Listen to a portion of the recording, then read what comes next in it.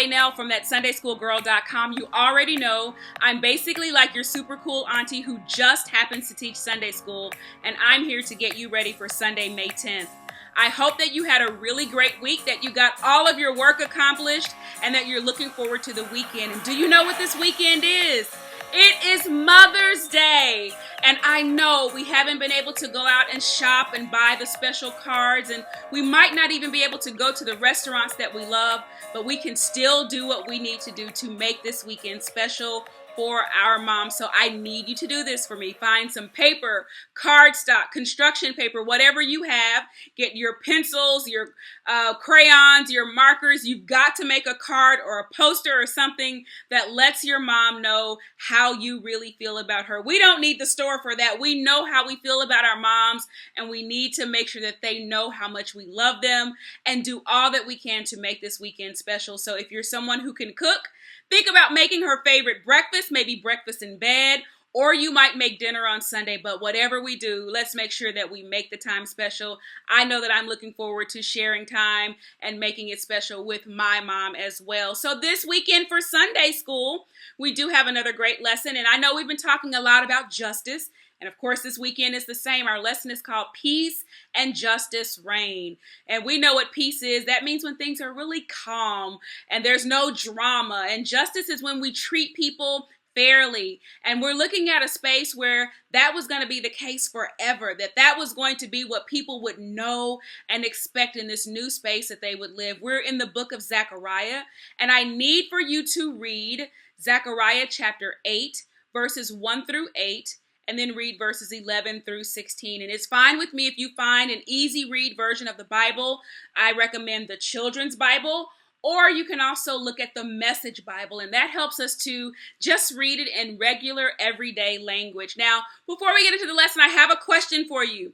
What is your favorite game to play outside? What do you enjoy doing? I know that when I was probably your age, I really enjoyed kickball. I loved to go out and play with my friends, whether they were from school, or I really loved to play with my cousins. And we just enjoyed being outside and getting a chance to run around and enjoying the sun and just fun with each other. So I'm interested in what your favorite game would be. And you'll see why I ask you that in just a moment. In this lesson, we're looking at the time that God's people return home. We talked about the fact that in the last few weeks, we saw that they were taken captive by the Babylonians. And last week, we knew that God was going to erase all of their sin, and he was going to allow them to return home. And so many of them came back home. And if you've ever moved somewhere before, it is a really big deal when you have to pack up everything and move to a new place. In fact, a lot of people think that moving isn't very much fun. But not only do they have to move back to their homeland, but everything that was around them before had been destroyed.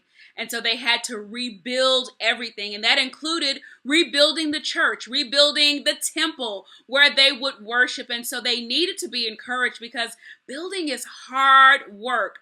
And so this prophet, who's one of the minor prophets, comes to encourage them to keep doing the work that they were doing, even when things aren't easy. If you think about sometimes even in school, there may be a subject that is just not an easy subject for you, but you can't lay down and die. You can't stop what you're doing. You can't say, I don't want to do math anymore, or I don't want to do English, or I can't get these spelling words. Whatever the case is, you have to keep working and you have to keep trying. And that's exactly what the prophet was explaining to God's people.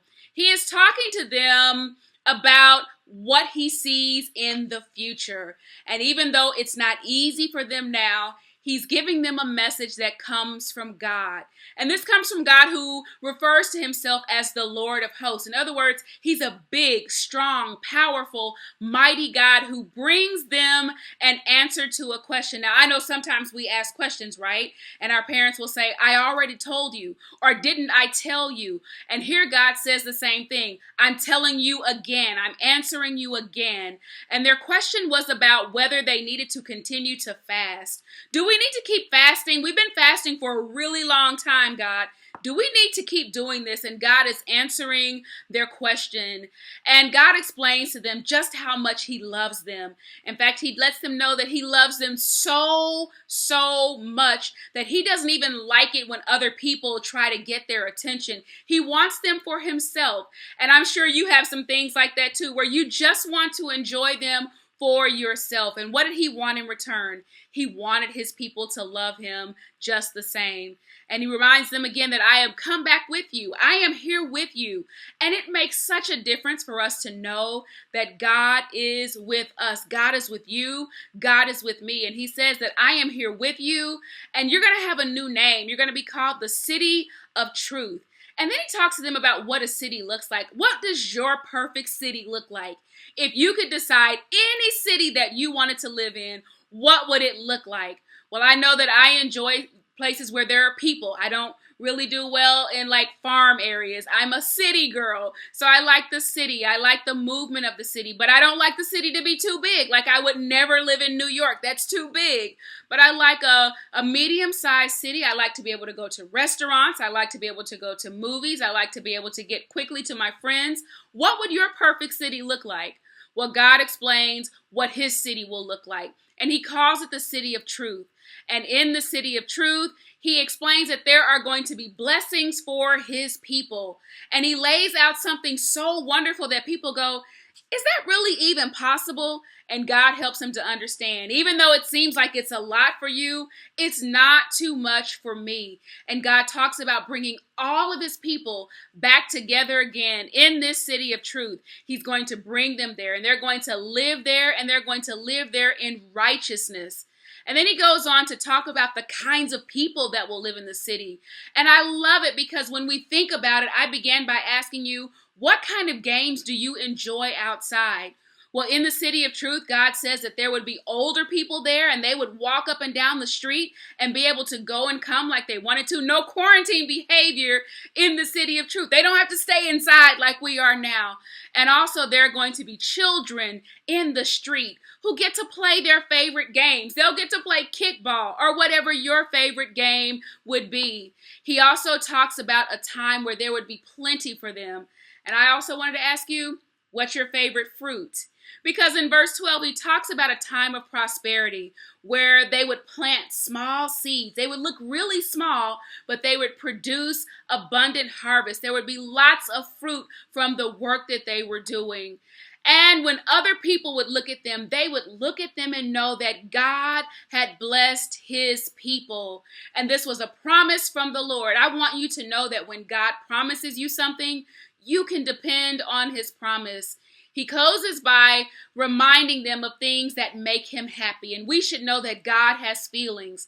There are things that make God happy, and there are things that he just doesn't like at all. And so he ends by talking to them about how we should treat one another. And when he talks about it, he says that there are 4 things that we need to be careful of. We need to be truthful with each other. You should tell the truth. No matter who you're talking to, parents, to your friends, to your neighbors, to your teacher, always be truthful. The second thing was about judging righteously, that when judgment was passed, that they weren't unfair from one group to the other. We should always be fair with other people. So tell the truth. Be fair. He also goes on to talk about not thinking about doing bad things to other people in your heart. That means that it's not even about doing wrong to a person. It's the idea that you even thought about it. So we should not think evil thoughts toward anyone. And lastly, we should always make sure that when we use our words, that we do tell the truth. We should always be guilty of telling the truth. And so that's our lesson for this week. Again, it is a really great lesson, and I hope that you will be able to share with your classes, and you can even ask your classes these 2 questions that we've talked about with our favorite game and our favorite fruits. Here are 3 things that I really want you to know as we wrap up. Number 1, God always has a plan.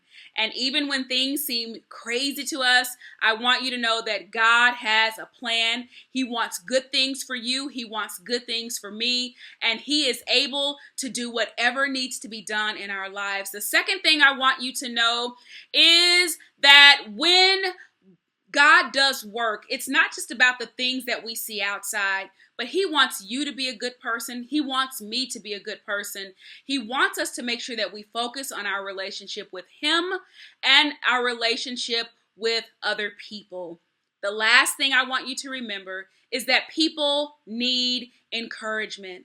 And I want you to think about how you use your voice, how you use your influence to encourage other people. I'm going to ask you to find 2 people this weekend that you can personally encourage.